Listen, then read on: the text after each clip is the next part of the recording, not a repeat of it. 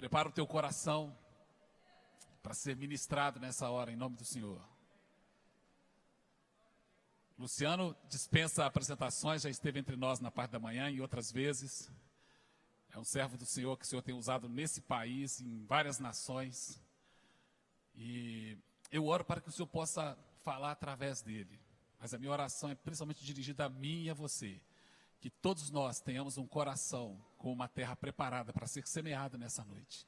Porque eu tenho certeza que virá uma palavra de Deus sobre nossas vidas. Então prepara o seu coração nessa hora. Pai, nós oramos, ministramos sobre a vida do pastor Luciano. Cercamos a sua vida, cercamos a sua casa, a sua esposa, os seus filhos, onde eles estão. Levantamos a sebe do Senhor ao redor deles.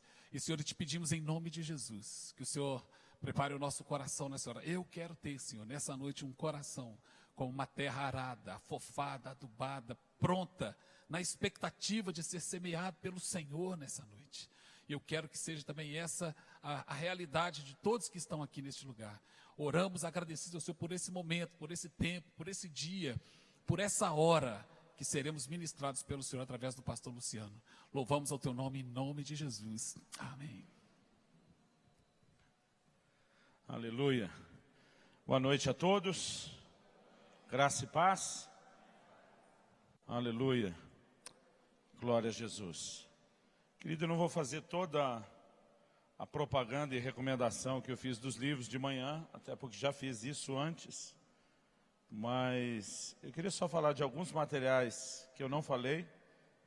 Um deles é o nosso livro Voz de Muitas Águas, quando a palavra de Deus fala mais alto. Quando a Bíblia se refere à voz de Deus como a voz de muitas águas, é uma referência ao barulho dessa voz. O apóstolo Paulo diz, há muitos tipos de vozes no mundo. Ele diz, e nenhuma delas é sem significado. No entanto, quando a Bíblia fala dessa voz barulhenta de Deus, a instrução que nós trazemos aqui é como viver num lugar onde a palavra de Deus encubra as outras vozes na sua vida e fale mais alto. É uma instrução muito prática sobre como se relacionar com a palavra de Deus e vencer outras vozes na sua vida. Eu mencionei de manhã um dos livros que nós traduzimos e trouxemos lá do iHop, que era o livro Uma Coisa, buscando corajosamente tudo que é importante. Esse livro foca muito, querido, a questão de buscar a Deus como a nossa maior meta, a nossa maior prioridade. É um livro que eu tenho certeza que vai te abençoar e incendiar o seu coração. Agora, no mês passado, acho que já faz um mês e meio, foi no fim de agosto, nós lançamos esse livro. Então eu creio que é novidade aqui ainda. Ajuste as suas atitudes. Suas reações diante da vida determinam o seu destino. Esse livro é de um pastor amigo nosso, pastor Marcelo, lá de New Jersey. E ele me mandou o livro para que eu desse assim uma olhada, né, uma espiada, uma recomendada no sentido de que, né, pudesse orientá-lo no processo. E ele foi muito inteligente que ele me mandou só o primeiro capítulo. Ele disse assim, se ele não gostar, não incomodei muito. Mas eu gostei muito do primeiro capítulo. Falei, dá para mandar o segundo? Aí ele me mandou só o segundo. Eu falei, dá para mandar o terceiro? Né? E assim foi. Eu fiquei tão impressionado que além de dar um feedback do que ele escreveu, de me dispor a escrever uma recomendação, eu entrei na briga para publicar esse material. Eu tenho certeza que isso pode fazer muita diferença, né? Não só nos seus relacionamentos, na caminhada com Deus em relação ao seu próprio destino. Eu esqueci de falar a respeito desse livro pela manhã. Um outro aqui que eu só mencionei, mas não entrei em detalhes, é o livro que antigamente se chamava Honrando ao Senhor com Nossos Bens, e agora se chama Uma Questão de Honra, o valor do dinheiro na adoração. Eu creio que o entendimento desses princípios, mais do que mudar a sua vida financeira, ele pode afetar a sua relação com Deus. Essa é uma das áreas que Deus tem trazido mais, né, eu não vou nem chamar de peso, mais encargo no meu coração, de podermos ensinar, né, uma verdade, uma conduta que seja libertadora, transformadora. E eu quero muito recomendar que você possa ter acesso ao material. Como eu falei pela manhã, nós usamos os materiais para gerar recursos para os próprios projetos do ministério. Eu fico muito à vontade de insistir com o livro, de brincar, de divulgar, porque eu mesmo não tenho nenhum ganho pessoal com os livros. A gente reverte isso tudo para o ministério, né? E recomendei também pela manhã o CD Lugar Seguro, do Degma Marques. Degma Marques é um dos pastores de uma das nossas igrejas, um discípulo, né, alguém vinculado conosco, que tem sido uma grande bênção na adoração. Eu tive o privilégio de levá-lo conosco num evento onde eu ministrei, e tinham muitas figuras conhecidas do louvor e adoração. Né? E eu falei, olha, eu gostaria de levar um discípulo, ele não é um nome ainda tão conhecido, mas é uma pessoa assim diferenciada. Eu lembro que no final de uma das ministrações, um daqueles irmãos falou, olha, pode não ser conhecido, mas tem a senha. Eu tenho certeza que essas canções vão te abençoar. Né? De manhã a gente brincou que a satisfação garantida ou seu dinheiro de volta. E eu falei como eu iria embora, era o Sóstenes que ia devolver o dinheiro, mas eu queria repartir a carga com o Geraldo. Ok, brincadeira à parte. Abra, por favor, sua Bíblia no Evangelho de João. Evangelho de João, no capítulo 15.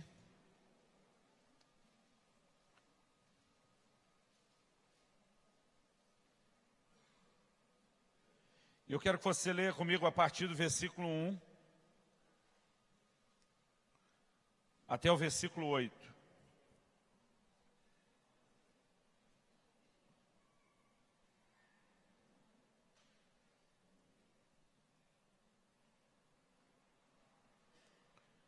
Evangelho de João, capítulo 15, a partir do versículo 1 até o 8. Diz assim a palavra do Senhor: eu sou a videira verdadeira e o meu Pai é o agricultor. Todo ramo que, estando em mim, não der fruto, ele o corta. E todo o que dá fruto, limpa, para que produza mais fruto ainda. Vós já estáis limpos pela palavra que vos tenho falado. Permanecei em mim e eu permanecerei em vós. Como não pode o ramo produzir fruto de si mesmo, se não permanecer na videira, assim nem vós o podeis dar, se não permanecerdes em mim. Eu sou a videira, vós os ramos. Quem permanece em mim e eu nele, esse dá muito fruto, porque sem mim nada podeis fazer. 6. Se alguém não permanecer em mim, será lançado fora à semelhança do ramo e secará. E o apanham, lançam no fogo e o queimam.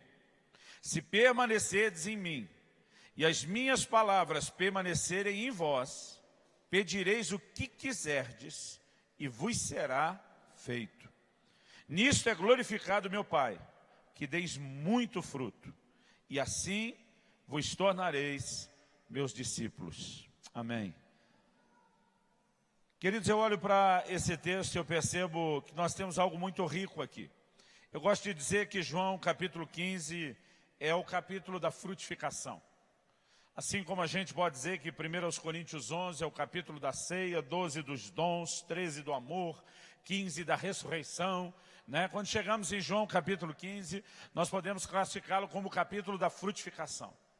Se você quer ser alguém frutífero no Senhor, na sua vida em Deus, né, e tocando a vida de outras pessoas, não dá para ignorar a importância de João capítulo 15. Mas há algo por trás disso que Deus tem falado ao meu coração. Eu entendo que esse entendimento, essa compreensão, pode nos levar a um lugar de uma frutificação maior. É compreender o que Jesus fala a respeito da videira verdadeira. Quando ele diz, eu sou a videira verdadeira, ele não estava dizendo que as outras videiras eram falsas, mas ele está dizendo, há algo que você pode aprender com as videiras, mas que você vai encontrar a plenitude disso na minha pessoa. E nós precisamos entender algo, querido, dentro da visão do que Jesus apresentou, que envolve não apenas Jesus falando de si mesmo, mas ele também está falando daquilo que, como de manhã eu falei a respeito da igreja, é o seu complemento. Porque se por um lado Jesus se chama a si mesmo de a videira, por outro lado ele nos chama dos ramos, que são nada mais, nada menos do que a extensão dessa videira.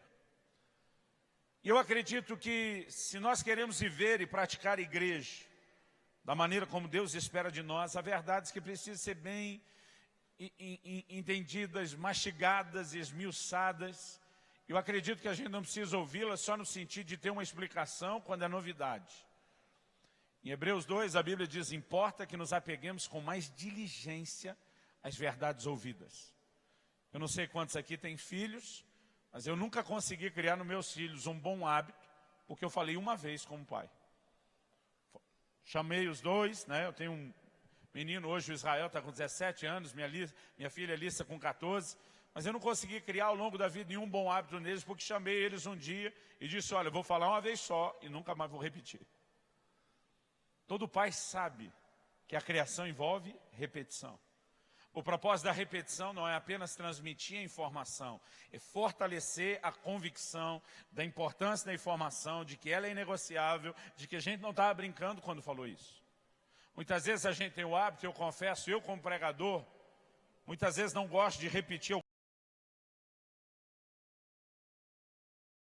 preocupação, né? Será que vão achar que eu estou sem assunto se eu repetir? Mas eu me lembro que alguns anos atrás eu li uma afirmação do Dr. Cho, pastor da maior igreja do mundo, na Coreia. E o Dr. Cho diz: uma mensagem que não pode ser pregada a segunda vez, não merecia ser pregada nem a primeira. Aquilo foi um consolo. Porque nós, como pastores, querido, precisamos, né, transmitir verdades com uma certa insistência. E eu acredito que as verdades a respeito da igreja, como falamos hoje de manhã sobre o congregário, o que eu quero falar agora, não é só o tipo de coisa que a gente tem que dizer: eu já sei. Mas são verdades que elas precisam ser inculcadas, fortalecidas profundamente dentro de nós, para que a gente viva e frutifique da maneira como Deus espera que a gente frutifique. Você pode dizer amém? Eu olho para o que Jesus falou, e é interessante que na hora de comparar-se a si mesmo com uma árvore, ele podia ter escolhido muitos tipos de árvore. Árvores frondosas, árvores frutíferas, né? Árvores de toda a sorte. Mas eu creio que ele não escolheu a videira, por falta de opção, nem por acaso. Eu creio que Jesus intencionalmente escolhe uma das árvores que talvez mais refletem essa questão do relacionamento que nós temos com ele. Diferente das outras árvores, a videira, na verdade, ela não cresce muito sozinha. Ela precisa tanto de cuidado como de manutenção, mas ela precisa principalmente de uma estrutura sobre a qual seus ramos se estendem. Quando eu era criança, no bairro onde eu cresci, eu lembro de uma vizinha que nós tínhamos, né, olhando da casa para a rua, a casa dela era do lado esquerdo, de quem chega da rua, olhando para o portão, era a vizinha do lado direito. Dona Orminda, ainda lembro o nome daquela senhora. Ela tinha na casa dela uma parreira, uma videira, ou que para nós, no interior de São Paulo, onde me criei, a gente chamava só de um pé de uva. Porque paulista, toda árvore é pé de alguma coisa. Pé de laranja, pé de goiaba, pé de jabuticaba. Então, ela tinha lá um pé de uva. Irmão, demorou muito tempo para que a visão do que é uma videira fosse corrigida na minha cabeça. Porque eu sempre pensei, imaginei a videira a partir daquela parreirinha ou daquele pé de uva que tinha na casa da Dona Orminda. Mais ou menos só até essa altura. Os ramos, do jeito que subiam, desciam. Não tinha nenhuma estrutura sobre a qual os ramos se estendiam. E quando eles tocavam no chão, à medida que a ponta dele tocava no chão, o galho começava a necrosar e morrer. Aquilo dava uva talvez uma vez por ano. Eram umas uvinhas miudinhas, azedas, sem graça nenhuma. Durante muito tempo, esse era o meu conceito de uva. Ou de um pé de uva, ou de uma videira. Demorou muito tempo para entender, querido, que aquilo era exatamente o que uma videira não deveria ser. Porque uma videira que está entregue a si mesma, desprovida de cuidado, de manutenção, que não tem uma estrutura sobre a qual seus ramos se estendam, ela jamais vai crescer muito, ela jamais será frutífera. Isso faz com que eu e você entenda a importância, querido, de um assunto que tem sido de discussão. Quando perguntam, a igreja é um organismo vivo ou ela é uma organização? Irmão, pensa no assunto que já rendeu debate. Existem alguns líderes que têm uma visão administrativa muito forte e sempre pensaram em tratar a igreja como mera organização. Mas nós não podemos ignorar o fato de que ela também é um organismo. Mas eu conheço igrejas que também têm essa visão muito forte a respeito do organismo e elas desconsideram a importância da organização. Eu tenho andado por esse Brasil todo já nos últimos 20 anos. Literalmente o Brasil todo. Não tem estado, não tem canto desse Brasil que eu não tive ainda.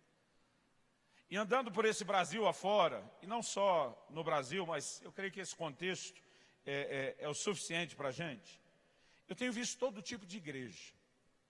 Eu tenho visto igrejas que têm uma estrutura e um poder de organização extraordinário. Mas muitas vezes, pela falta da consciência de que a igreja é um organismo, eles não alimentam a própria manifestação da vida. E apesar de terem excelência, de terem estrutura, de terem estratégia, eu percebo que alguns não conseguem muito longe, eles não conseguem crescer muito. Por outro lado, eu tenho conhecido igrejas, irmão, que absorveram a visão do organismo. São pessoas assim que entendem a vida de Deus é o que nós mais precisamos. Eles buscam a Deus com paixão, se expõem à ação de Deus, ao poder do Espírito Santo. Tem reuniões, irmão, que a glória de Deus vem, que parece que tem anjos nadando de braçada para um lado, nadando de costa para o outro. É uma festa espiritual. Mas são igrejas que, apesar de toda a glória e a manifestação que tem, também parece não ir muito longe. Isso durante muitos anos começou a gerar dentro de mim certos questionamentos. Às vezes eu dizia, Deus, eu entendo até que essa igreja que é bem estruturada e organizada, que do ponto de vista humano tinha tudo para ir melhor, eu até entendo que ela não foi tão longe, faltava vida. Mas essa aqui está sobrando vida. O que é que falta para ela? E Deus começou a me fazer perceber que para algumas sobrava estrutura, faltava vida. Para outras sobrava vida, faltava estrutura. A verdade, querido, é que a igreja nem é só um organismo, nem só uma organização. Ela deveria ser, na verdade, a fusão das duas coisas. Ela tanto é um organismo, como também uma organização. Jesus escolhe um tipo de árvore, querido, que para que possa crescer e dar fruto, ele depende de uma estrutura. E nós precisamos entender verdades, querido, a respeito daquilo que Deus espera. Eu tenho visto muita gente, em nome do avivamento, falar contra as estruturas. Irmão, tira a estrutura para ver se a videira cresce. O que nós não podemos é ter só estrutura sem a vida, mas também não podemos ter só a vida sem a estrutura. Se nós soubermos combinar essas duas coisas, eu creio que isso pode trabalhar num sentido positivo muito melhor e nós podemos ver a igreja crescer e frutificar.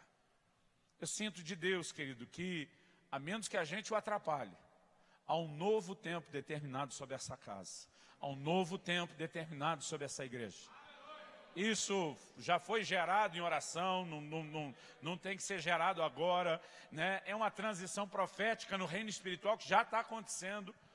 Eu creio, como disse Rick Warren, a gente não precisa saber o que é que tem que fazer para crescer, só não atrapalhar. E eu quero compartilhar com você alguns princípios que talvez ajudem cada um de nós a não atrapalhar aquilo que Deus está querendo fazer. Há questões, querido, quando falamos da estrutura, que elas não podem ser desperdiçadas. Quando Paulo está falando do mover do Espírito, seja feito com ordem e com decência. E diz, se um estiver profetizando e a palavra for revelada e entregue ao outro, o primeiro para, da vez por segundo. E diz, falem os profetas 2 ou 3, um de cada vez. Mas eu já tive em reunião que 5 profetizaram ao mesmo tempo. Eu não sabia que recado de Deus eu ouvia. Não adianta você ter, querido, só a vida e não ter fundamentos claros do que é a própria estrutura de funcionamento da igreja.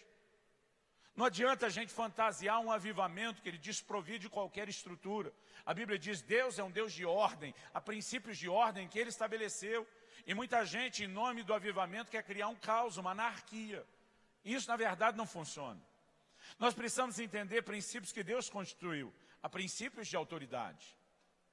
Jesus, por exemplo, disse, se o seu irmão pecar contra você, repreende sozinho. Se não der, chama irmão. Se não der, leva para a igreja. Ele está falando de níveis distintos, onde há uma ordem de Deus pré-estabelecida para tratar as coisas. Nós falamos hoje cedo da importância de que haja líderes. A Bíblia diz, toda autoridade vem do Senhor, não há autoridade que não proceda de Deus.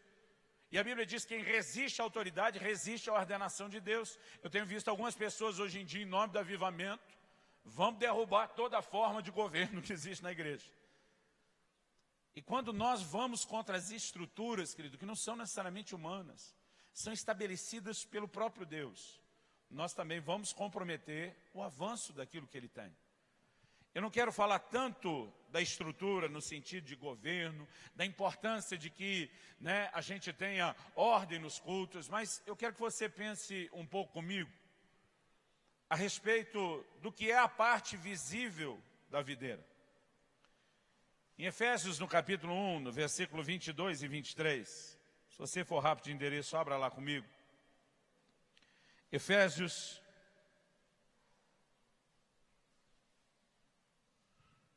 capítulo 1, versículo 22 e 23 diz: E pôs todas as coisas debaixo dos pés, e para ser o cabeça sobre todas as coisas, o deu à igreja, a qual é o seu corpo, a plenitude daquele que a tudo enche em todas as coisas. A Bíblia se refere à igreja de Jesus como sendo o seu corpo. Diz ele é o cabeça e a igreja é o seu corpo. Se por um lado diz a plenitude, outra versão diz que é o seu complemento, é aquilo que o completa. Porque o cabeça e o corpo não está completo.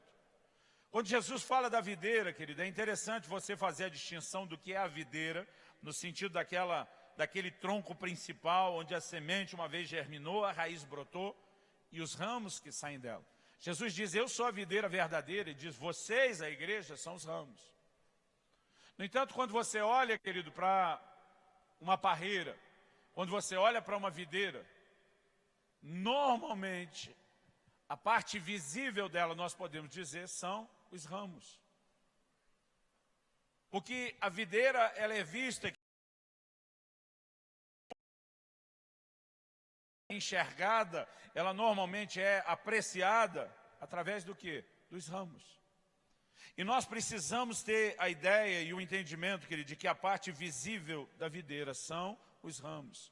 Eu falei hoje de manhã que a igreja é um lugar de proteção divina, mas Deus decidiu oferecer isso através de uma estrutura humana. E a parte visível de Cristo, querido, é nada mais, nada menos do que a sua própria igreja. A revelação que o mundo terá dele, de Jesus, eu creio que ela está limitada àquilo que as pessoas conseguem ver em nós.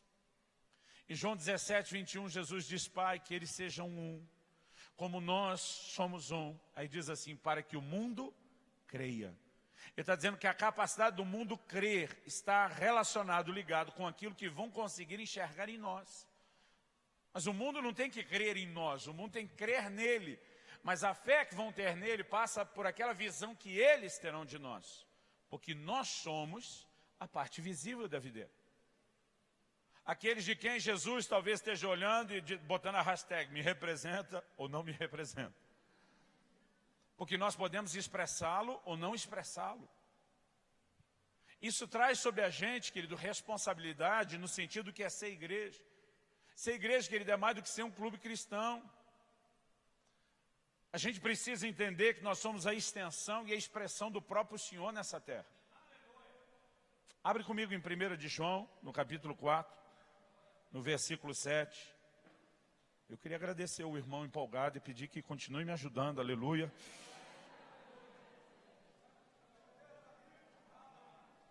Eu gostei daquela, de que produz energia, está fazendo barulho.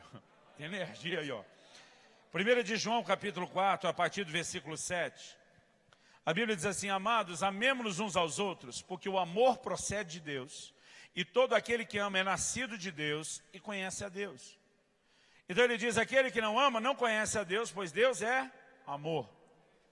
Nisto se manifestou o amor de Deus em nós, em haver Deus enviado seu Filho unigênito ao mundo para vivermos por meio dele. Nisso consiste o amor. Não em que nós tenhamos amado a Deus, mas em que Ele nos amou e enviou seu Filho como propiciação pelos nossos pecados. Agora preste atenção no 11 e o 12. Amados, se Deus de tal maneira nos amou, devemos nós também amar uns aos outros. 12. Ninguém jamais viu a Deus. Uma das formas como Deus se revela na Bíblia é como o Deus invisível. João diz, ninguém jamais viu a Deus. Agora, olha o que ele diz, se amarmos uns aos outros, Deus permanece em nós e o seu amor é em nós aperfeiçoado. Depois de todas as ordenanças do amor, ele diz, gente, ninguém viu a Deus. Mas se nós andarmos em amor, Deus será visto em nós. Nós, através do amor, vamos manifestar e revelar Deus nessa terra. Qual é a missão da igreja, querido? É expressar, não só representar, é manifestar a pessoa de Jesus nessa terra. E nós precisamos entender o que é ser igreja, e nós precisamos aprender, querido, como conviver no dia a dia com a visão de igreja. Em Efésios, no capítulo 3, no versículo 21, a Bíblia diz, a Ele seja a glória, na igreja e em Cristo Jesus. Eu lembro de uma canção, acho que foi Asaf que gravou, muitos anos atrás, que dizia, a Ele seja a glória, na igreja, em Cristo Jesus. Eu ainda muito novo, sem conhecer muito a Bíblia, quando eu vi aquela canção, eu falei para o meu pai, não está errado esse negócio não. Eu falei, botar a igreja na frente de Jesus, isso é quase uma heresia. Precisou alguém me dizer, esse negócio está na Bíblia. Dizer, mas a Ele, Deus, seja a glória na igreja e em Cristo Jesus, exatamente. Assim como Deus quer ser glorificado na pessoa de Jesus, que o expresse e o manifesta. Deus quer ser glorificado através de uma igreja que o expresse e que o manifeste nessa terra. Irmãos, o desafio e a responsabilidade é enorme. Agora, se a parte visível da videira são os ramos, se Deus quer ser visto através dos ramos, é muito importante, querido, que eu e você entendamos o que é permanecer nele. Quando Jesus diz, quem permanece em mim, dá muito fruto. Mas o que não permanece em mim, ele não tem como dar fruto. Ele diz, olha, o que dá fruto, ele limpa para dar mais fruto ainda. O que não dá fruto, ele corta. E esse ramo, quando é cortado, ele se seca. E ele só serve depois para ser lançado no fogo. Irmão, vamos perguntar com muita honestidade, dentro dessa linha de entendimento, o que é permanecer em Jesus? Não é só, querido, se você está sendo um cara muito crente no dia a dia ou não. Permanecer em Jesus é permanecer ligado na videira. É não desconectar da videira. Irmão, uma das coisas mais terríveis que Satanás consegue semear na vida de muita gente é uma visão equivocada de que no isolamento existe bênção. Em Provérbios, no capítulo 18, no versículo 1, a Bíblia diz assim, aquele que se isola, insurge-se contra a verdadeira sabedoria. E o texto diz assim, busca só o seu próprio desejo. O que é estar ligado à videira? Nós podemos olhar, querido, que daquele ramo principal, do tronco principal, saíram os primeiros ramos. Mas não são todos os ramos que saíram diretamente dali. Secundários saíram outros ramos. Desses ramos não param de sair ramos. Quando você olha uma videira que às vezes vira, né, uma vinha, um parreiral inteiro. Muitas vezes uma cena, querido, de um vinhedo gigante. Ele na verdade é nada mais, nada menos do que uma videira só, muito bem cuidada. Muitos anos atrás, eu me lembro que no início do casamento, eu passei por amor a sofrer um certo nível de sofrimento. Que era sentar com a minha esposa e ver aqueles filmes Água com Açúcar. Os filmes românticos, as comédias românticas, que a gente não faz por amor. Os homens normalmente gostam de filme de ação. Eu lembro de um filme que eu sentei, minha mulher insistiu muito que queria que a gente visse, e eu decidi sentar ver com ela por sacrifício. Mas eu acabei gostando do filme. E apesar de ser antigo, eu ainda recomendo. É um filme estrelado pelo Keanu Reeves, chamado Caminhando nas Nuvens. Alguém chegou a ver esse filme? Meu Deus, será que eu que estou velho ou o filme que não era tão bom? O filme que não era tão bom assim? Ou vocês que só oram e não tem tempo para ver filme?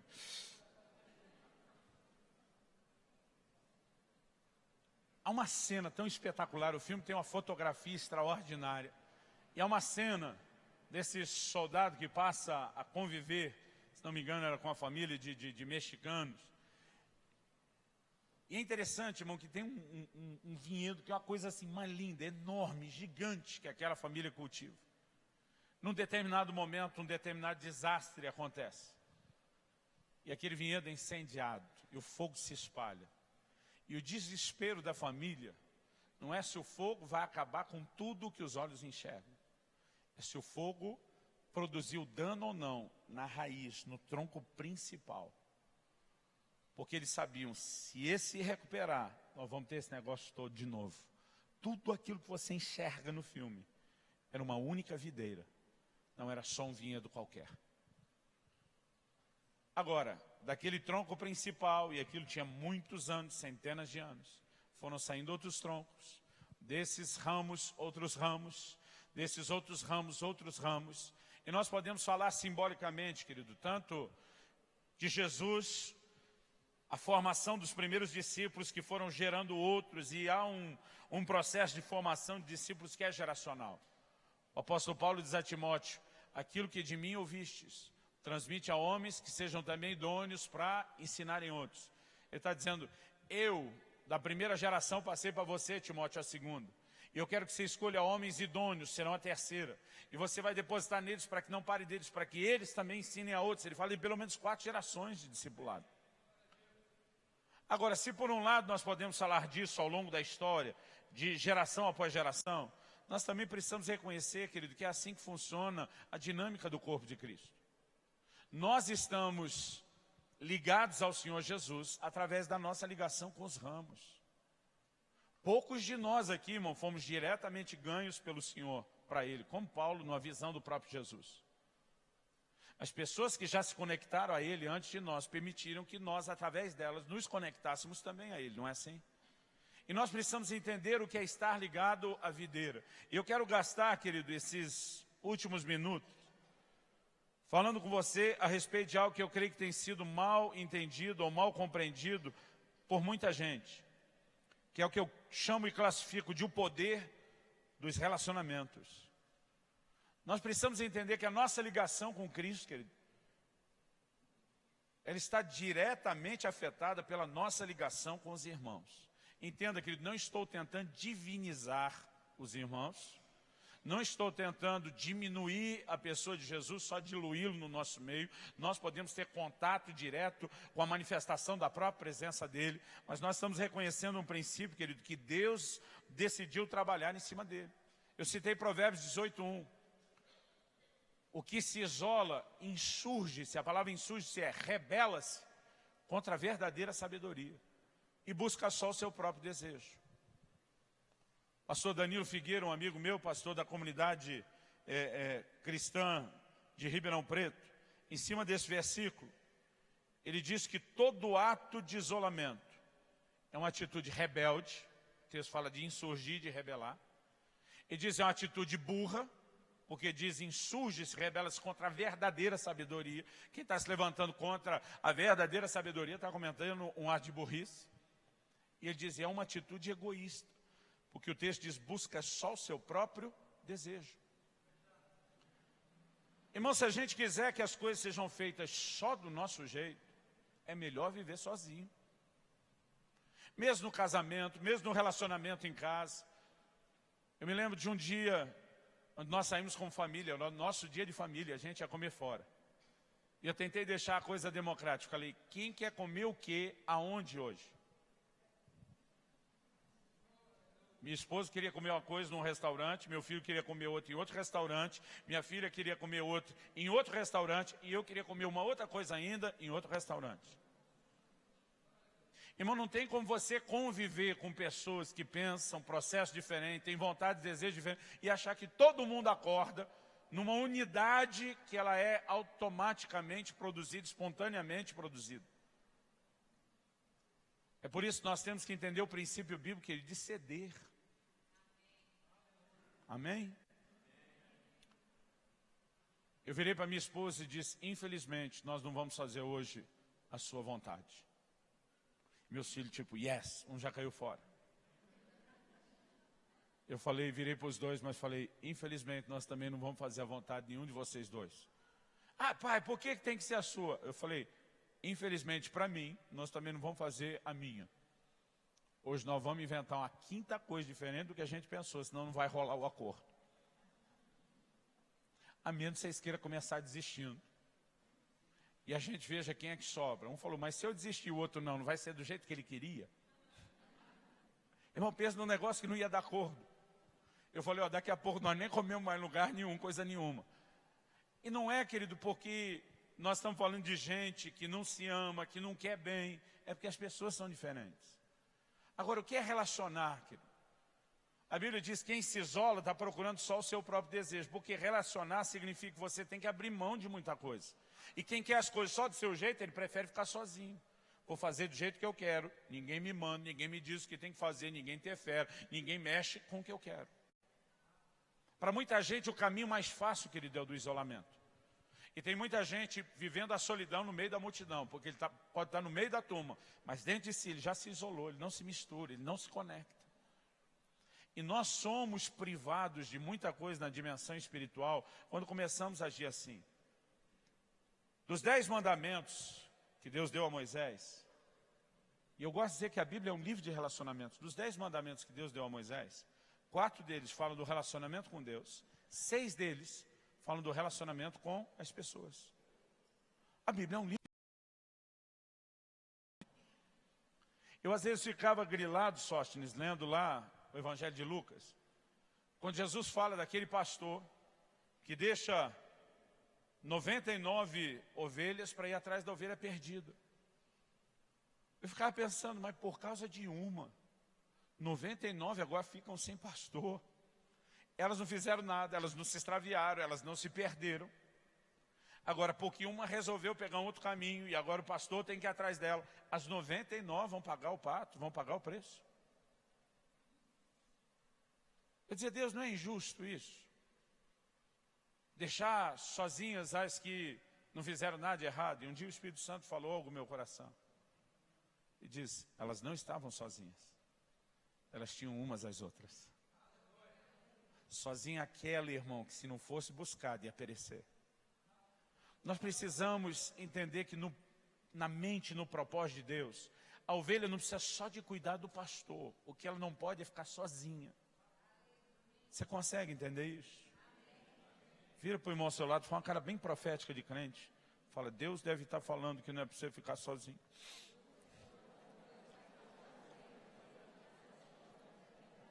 Querido, olhe para cá um instante. Você já parou para pensar que a presença de Jesus... Olhe para cá de novo. Você já parou para pensar que a presença de Jesus é experimentada quando nós nos reunimos? Jesus disse, 2 ou 3 de vocês se reunirem em meu nome, eu ali estarei presente. O que é se reunir, irmão? Eu não estava falando de 2 crentes que estão andando na rua, de repente se trombam. Ô, irmão, tudo bem, tudo bem. Antigamente a gente ainda dá a paz do Senhor. Hoje em dia mais ou menos são, e aí, e aí? Né? Mas assim, eu ainda processando com aquela mente de antigamente, não quer dizer que você viu, meu querido, paz do Senhor. Aí no momento vocês pegaram a mão, conectaram, Jesus, eu estou aqui. Ele está falando de reunir intencionalmente. Invocar o nome dele, dizendo, nós entendemos que essa união intencional pode atrair a manifestação da sua presença. Irmão, isso traz um santo temor ao meu coração e me inspira. Os apóstolos, quando saíram da cadeia, Atos capítulo 4, diz que Pedro e João, irmão, não foram só orar. Tremeu o lugar onde estavam reunidos, foram cheios do Espírito Santo. Sabe qual a primeira coisa que a Bíblia fala que eles fizeram antes de orar? A Bíblia diz, procuraram os irmãos. A primeira coisa que os dois fazem quando saem da prisão, nós precisamos estar conectados. Vamos juntar com os irmãos. E quando junto com os irmãos, oração. Os irmãos, todo mundo junto, conecta com Deus. Irmão, existe algo a respeito do fluir da vida de Deus que acontece e se processa dentro dos relacionamentos. Quando você olha para Elias, que entra num momento assim terrível da sua vida, do seu ministério, a ponto de desistir de tudo. Eu te digo onde o problema começou, quando ele começa a se isolar. Elias achava que ele era o único. Elias achava que só ele tinha ficado, que não tinha mais ninguém. E só tinha uma razão para essa ignorância, irmão. Ele estava desconectado de quem era sério com Deus, a ponto de imaginar que não tinha mais ninguém. Deus olha para ele e diz, ô bonitão, tem 7.000 que ainda não dobraram o seu joelho a Baal. Se você estivesse relacionando com eles, ia saber que você não está sozinho.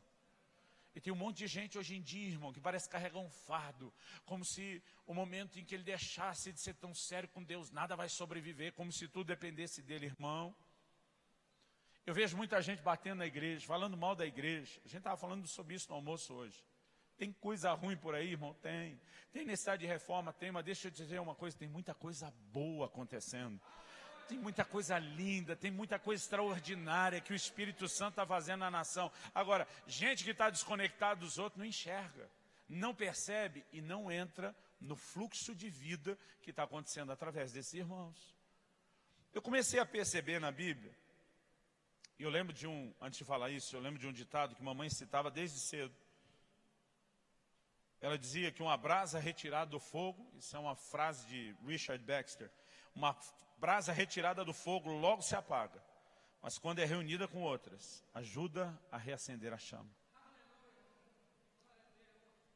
Eu cresci ouvindo isso. Não fique longe, a brasa longe do braseiro se apaga.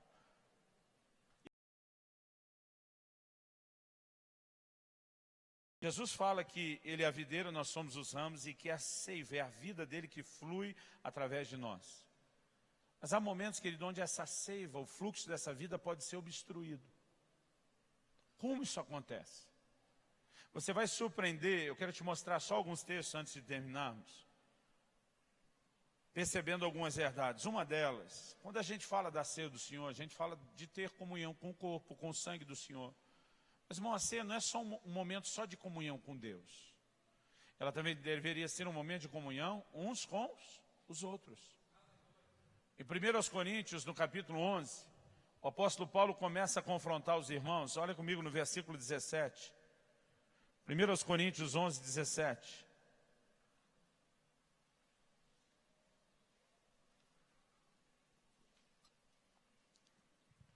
Ele diz, nisso, porém, que vos prescrevo, não vos louvo. Porquanto vos ajuntais, não para melhor, e sim para pior. Tem gente, irmão, que junta para melhor, tem gente que junta para pior. Ele diz, porque antes de tudo estou informado a haver divisões entre vós, quando vos reunis na igreja. E eu, em parte, o creio. Porque até mesmo importa que haja partidos entre vós, para que também os aprovados se tornem conhecidos em vosso meio. 20. Quando, pois, os reunis no mesmo lugar, não é a ceia do Senhor que comeis. Porque ao comerdes, cada um toma antecipadamente a sua própria senha, e há quem tenha fome, ao passo que há também quem se embriague. Paulo diz, esse negócio que vocês estão fazendo não é a ceia do Senhor. Que para ter comunhão com Ele, a gente tem que ter comunhão uns com os outros. E se vocês estão, embora se unindo, desfrutando da ceia de forma individual, isolada, não é a ceia do Senhor. Em outras palavras, vocês também não estão comungando com o corpo e com o sangue do Senhor. E diz, o que vocês estão fazendo não é ceia. Porque para ter comunhão com Ele, tem que ter comunhão entre nós. Você consegue entender como isso é sério?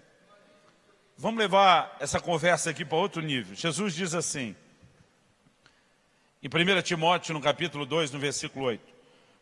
Paulo diz assim, depois eu volto no que Jesus falou sobre esse assunto. Ele diz, quero, pois, que os homens orem, levantando mãos santas, sem ira e nem contenda. O que ele define como uma mão santa? Uma mão que não cometeu pecados de relacionamento. Irmão, você se ira sozinho? Você briga com você mesmo, grita com você mesmo? Se você chegou nesse nível, você está precisando de ajuda. Normalmente, quem nos tira do sério são os outros. Quando ele está falando de ira e contenda, ele está falando do quê? De pecado de relacionamento. Ele diz, você não pode trazer isso para a oração, porque quando a gente desconecta na horizontal, a gente desconecta na vertical. Você está me olhando com a cara de que eu estou falando quase heresia. Vamos te dar mais base bíblica. 1 de Pedro 3,7, ele diz, marido, tratem as vossas esposas com honra, como vaso mais frágil, para que, ele não diz, para que você tenha mais alegria debaixo do teto, para que você tenha menos azedume ou mau humor na sua casa.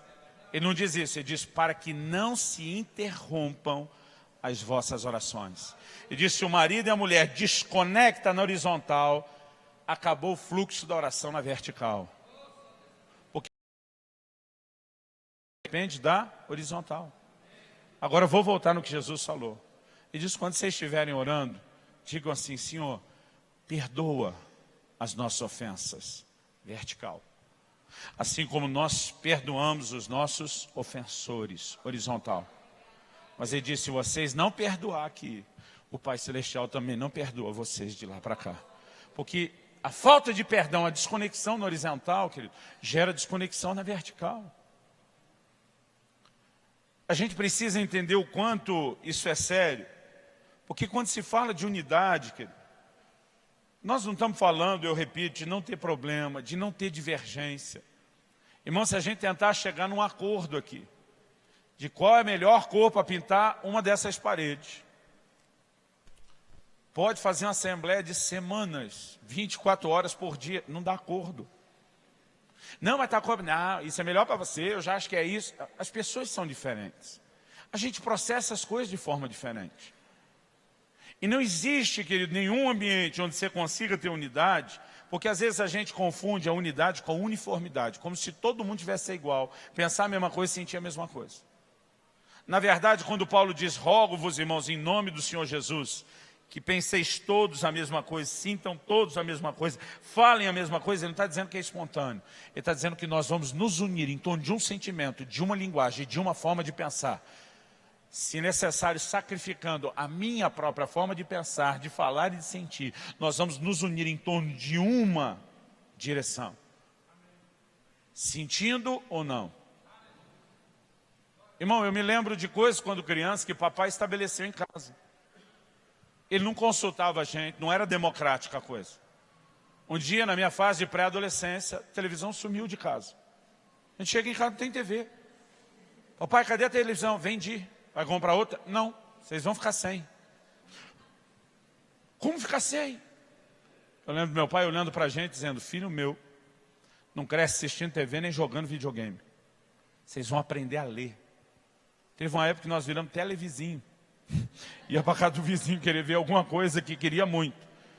Mas ele começou a obrigar a gente a pegar 1, 2 livros por semana na biblioteca da escola. Hoje, irmão, essa prática da leitura, que foi uma revolução na minha vida, me faz ser muito grato ao meu pai. Mas você acha que na época ele falou: vocês estão com vontade? Ele sabia que a gente não estava com vontade. Ele diz: vai ser assim, acabou, é por bem de vocês. Um dia vocês vão me entender. Sabe por que as coisas funcionam numa casa, querido? Não é só porque houve democracia. É porque existe alguém no governo que diz: um dia eu vou prestar conta a Deus de como eu conduzi essa casa. Irmão, deixa eu te dizer algo. Outro dia eu fui falar com um irmão que estava se rebelando ao seu líder. Ele falou: não, a Bíblia não diz que eu tenho que fazer esse negócio do jeito que ele disse. Eu falei: irmão, falei para ele. A Bíblia diz para você ser submisso ao seu líder. Se você só vai obedecer o seu líder naquilo que a Bíblia diz para fazer, o seu líder, era só ser submisso à Bíblia. Qual a necessidade de dizer que tem submissão a um líder? Porque talvez o líder vai estabelecer um padrão em áreas que a Bíblia silencia. Por exemplo, tem muita gente que bate no Paulo porque não quis levar João Marcos. Irmão, deixa eu te dizer, Paulo não foi tão cruel como a gente acha. Lá na frente ele diz: me traz Marcos, meu último ministério. Mas sabe o que ele estabeleceu? Um padrão. Quem já afrouxou de cara na primeira tem que crescer, tem que amadurecer primeiro, antes de vir brincar na brincadeira de gente grande. Paulo estava tratando, querido, ao meu entender, de princípios de maturidade. Pastor, onde está na Bíblia que quem desistiu na primeira viagem não pode na segunda? Não tem. Mas o líder levantou e disse: não vai, acabou. Barnabé, irmão, tinha um coração enorme e gigante, de investimento nas pessoas, sempre mostrou isso. Mas para mim, amoleceu demais. Por que eu acredito isso? Porque toda a igreja ficou do lado de Paulo. Enquanto Barnabé pega Marcos, vai para um outro canto. Eles enviaram Paulo e Silas. Disse: vai ser feito desse jeito. Aonde estava na Bíblia, querido, que não podia ir na segunda viagem missionária? Não estava.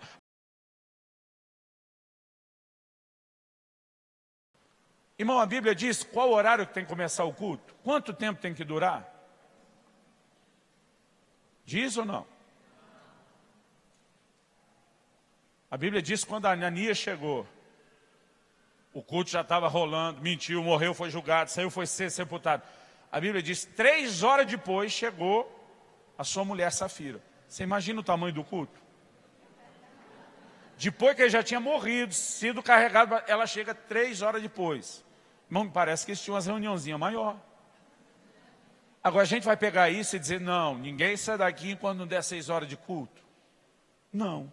Aliás, o pai da casa disse que eu tinha que terminar às 7. Deixa eu dar exemplo. A gente precisa entender, querido, que há princípios que Deus instituiu e que quando nós quebramos isso no nível horizontal, a gente não entende o quanto a gente está comprometendo o fluxo da seiva na dimensão do reino espiritual. A gente precisa aprender a se conectar, a gente precisa aprender a praticar os princípios. E um deles, querido, é andar em amor, é andar em perdão e é também andar em submissão. Quando a Bíblia fala de sujeitar uns aos outros, querido, não é que todo mundo manda em todo mundo. Mas há momentos onde é mais fácil você desistir de fazer as coisas só do seu jeito, para tentar abençoar e servir alguém. Ultimamente nós estamos numa filosofia entre os homens da igreja. A gente está dizendo entre a gente, o que você quer? A gente fala um pouco. A gente diz, você quer ter razão ou quer ser feliz? Quer dizer, é muito caro ter razão, irmão. Tem hora que é melhor você abrir mão, dizer, deixa para lá. Tem coisas que não vale a pena você toda hora querer ter razão. Porque para conviver, a gente precisa aprender a ceder. Agora, se não está para o nosso lado. É aí que nós vamos entender o princípio que eu falei de manhã da disciplina. Irmão, não dá para não ter disciplina. Jesus diz, o ramo que dá fruto,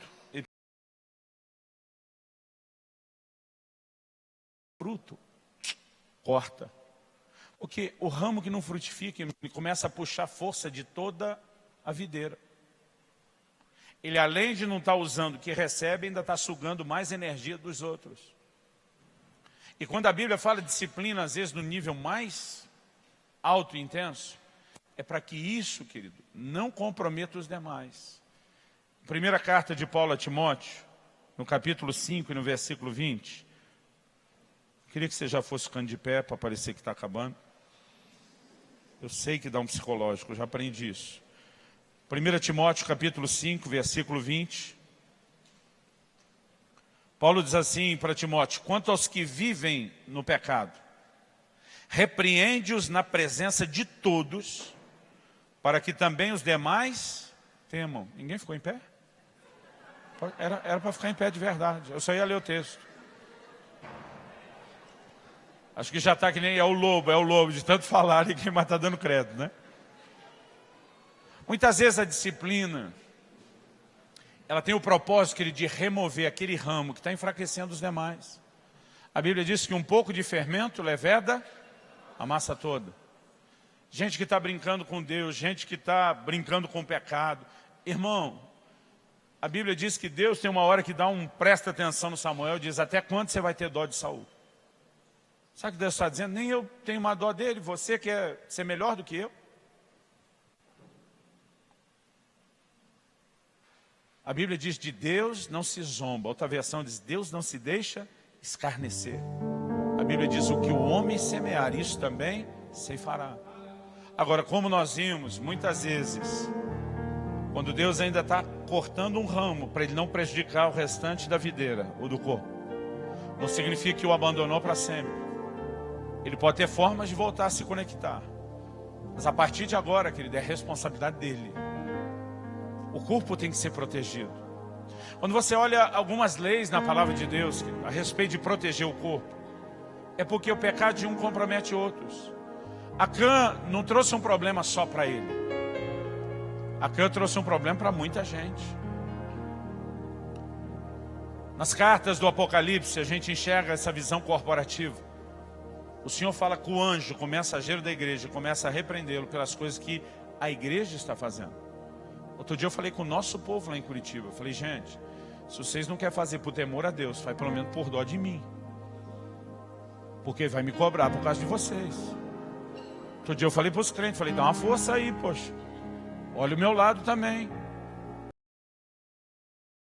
Eles afetam. Agora, por outro lado, querido, quanto cada um de nós vai se conectando melhor uns com os outros, isso vai desobstruindo o fluir da vida de Deus. Quantos querem aquele avivamento do livro de Atos? Sabe o que a Bíblia diz, querido? não havia entre eles necessitado algum. Sabe que Deus podia se mover com aquela liberdade entre eles? Porque ninguém estava isolado, ninguém estava desconectado. Quando vinha um com necessidade, irmão, não precisava ter uma campanha de público, de mobilização. A galera já cercava, já juntava. Vamos estender a mão, vamos ajudar, vamos levantar, vamos fortalecer. Agora o problema de muita gente hoje em dia, ele quer caminhar sozinho. Eu não sei aqui, irmão, mas lá em Curitiba, quando a gente começa a dizer, vamos cuidar uns dos outros, eu não tenho tempo, não tenho tempo, não tenho tempo.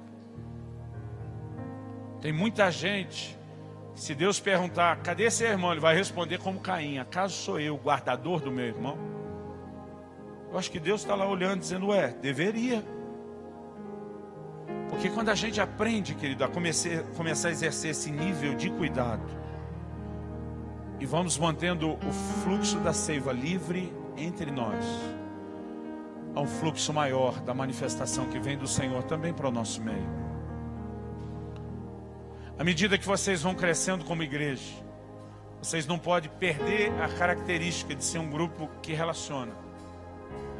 E só tem um jeito de ter as duas coisas, querido, crescer e ter relacionamento. É vocês permitirem que haja muitos pequenos grupos no meio de vocês. Mas que não seja aquela panela fechada que não tem espaço para quem vai chegar. Mas que diga, nós vamos ter grupos aqui, vão ter grupos ali, todos nós vamos ser um grande grupão. Algumas coisas, querido, que precisam ser para que possa ter cada vez mais grupos. Tem que ter cada vez mais gente dizendo, eu quero ajudar a tocar gente. Eu quero ajudar a servir as pessoas. Eu quero ser bênção para servir os meus irmãos. É muito fácil, querido, a gente ficar falando, parece que o mover do Espírito não é mais o mesmo. Irmão, a seiva não tem por onde fluir. Como é que vai ser? Mas à medida que a gente vai reconectando, a seiva vai encontrando espaço para fluir à vontade no nosso meio. Eu não vim aqui te apontar o dedo, eu não vim jogar pedra em você. Eu sinto que desde manhã, querido, há um direcionamento profético muito forte de coisas que nós precisamos consertar. E eu gostaria que a gente terminasse orando e dizendo, Deus, nós não queremos barreiras no nosso meio. Nós não queremos coisas se levantando entre nós. Nós queremos andar em amor. Nós queremos andar em perdão. Nós queremos andar em sujeição. Nós queremos andar em cuidado, nos importando uns para com os outros. Porque a gente acha, querido, que se importar com os outros é um departamento completamente diferente de se importar com Deus. Para Deus, não. Jesus diz, Pedro, você me ama? Amo. Ele diz, então ame aqueles que eu amo, apacenta as minhas ovelhas. Pedro, você me ama? Já disse que amo, Senhor. Então, ame aqueles que eu amo, Pedro, apacenta as minhas ovelhas. Pedro, você me ama? Senhor, de novo? Ama ou não ama, Pedro? Amo. Então ame aqueles que eu amo. Apacente as minhas ovelhas. Sabe o que ele está dizendo? Você quer me dar amor? Derrama amor na horizontal. Que isso está subindo para mim. Irmão, seja na hora da vida que vem de Deus e nos toca, seja na hora do amor que volta para Ele. Está tudo conectado. E se a gente começar a entender isso, e com o temor do Senhor, guardarmos o nosso coração para não andar de uma forma carnal, mas para andar em relacionamento. Eu creio que o potencial de combinar a vida do organismo junto com a organização de uma estrutura que envolve ordem, que envolve governo, que envolve relacionamentos, vai nos ajudar a ter a combinação de duas coisas que se casam e não podem estar sozinhas e vão nos levar a um lugar maior em Deus. Eu gostaria que nós orássemos, não apenas colocando a nossa vida individualmente diante de Deus.